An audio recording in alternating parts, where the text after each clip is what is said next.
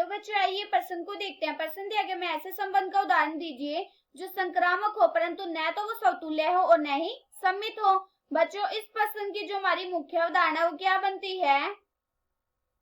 मुख्य अवधारणा। हम जानते हैं बच्चों कि समतुल्य, सममित तथा संक्रामक क्या होता है? समतुल्य में होता है कि हमारे पास दोनों अवयव क्या होने चाहिए? बराबर होने चाहिए। और क्या होना चाहिए? वो संबंध आर से होना चाहिए। और जो हमारा ए है वो किससे होना चाहिए? समुच्चय ए से होना चाहिए। अगर हमारे पास दोनों अवयव बराबर हैं और वो क्या है? हमारे संबंध आर से हैं, तो हम क्या कह सकते हैं कि ये समतुल्य है। और सममित में क्या होता है? सममित में होता है अगर हमारे पास ए भी है और वो हमारा क्या है? संबंध आर से है, और जो हमारा ए भी है वो क्या है? समुच्चय ए से है, तो हमारे पास ए बी का उल्टा भी होना चाहिए। मतलब बी ए बी हमारे किस में होना चाहिए? संबंध आर में होना चाहिए। अगर हमारा बी ए बी संबंध आर में है तो हम क्या कह सकते हैं कि ये सममित है। और संक्रामक में क्या होता है? संक्रामक में होता है अगर हमारे पास ए बी है, वो हमारा संबंध आर से है, और बी सी है, वो भी हमारा संबंध आर से है, तो हमारा पहले और आखिरी में भी संबंध होना चाहिए। मतलब ए से भी हमारा किससे होना चाहिए? संबंध आर में होना चाहिए। अगर हमारा ए से संबंध आर में है तो हम क्या कह सकते हैं कि संक्रामक है। अब ये देखो बच्चों, हमें एक ऐसा उदाहरण लेना है कि जो संक्रामक तो हो लेकिन न तो वो समतुल्य हो और न ही सममित हो। तो इसमें हमने ए समुच्चय मान लिया, उसके अवयव मान लिए 1, 2 और 3, और आर एक संबंध मान लिया, उसमें ले लिए हमने 1, 3 और 3, 2 और 1 और 2।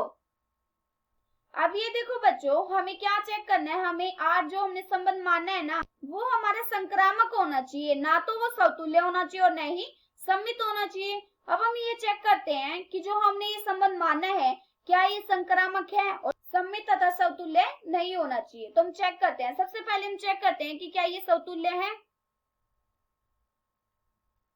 समतुल्य में क्या होता है? हम जानते हैं कि हमारे पास दोनों अवयव क्या होने चाहिए? बराबर होना चाहिए। मतलब ए हमारा क्या होना चाहिए? संबंध आर से होना चाहिए, और जो हमारा ए है वो क्या है? समुच्चय ए से होना चाहिए। अब ये देखो, समुच्चय ए में हमारे क्या है अवयव? 1, 2 और 3 है। तो यहाँ पे हमें ए की जगह क्या रखना है? 1, 2 और 3। तो यहाँ से क्या आ जाएगा? 1, 1, 2, 2 और 3, 3। क्या ये हमारे संबंध आर में है? नहीं, ये हमारे संबंध आर में नहीं है।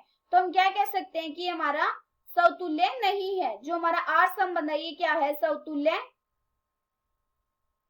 नहीं है। अब हम चेक करते हैं कि क्या ये सममित है। सममित में हम जानते हैं क्या होता है सममित में? सममित में होता है बच्चों कि अगर हमारे पास ए बी है, वो हमारे संबंध आर में है, और जो हमारा ए और बी है वो हमारा क्या? समुच्चय ए से है, तो हमारा ए बी का उल्टा भी होना चाहिए। मतलब बी ए बी हमारा किस में होना चाहिए? संबंध आर में होना चाहिए। अब ये देखो, जैसे हमने 1 और 3 लिया, 1 और 3 ये हमारे क्या है? संबंध आर में है, तो इसका उल्टा क्या होगा? 3 और 1। क्या ये हमारे संबंध आर में है? नहीं, ये हमारे संबंध आर में नहीं है। तो हम क्या कह सकते हैं कि ये सममित नहीं है।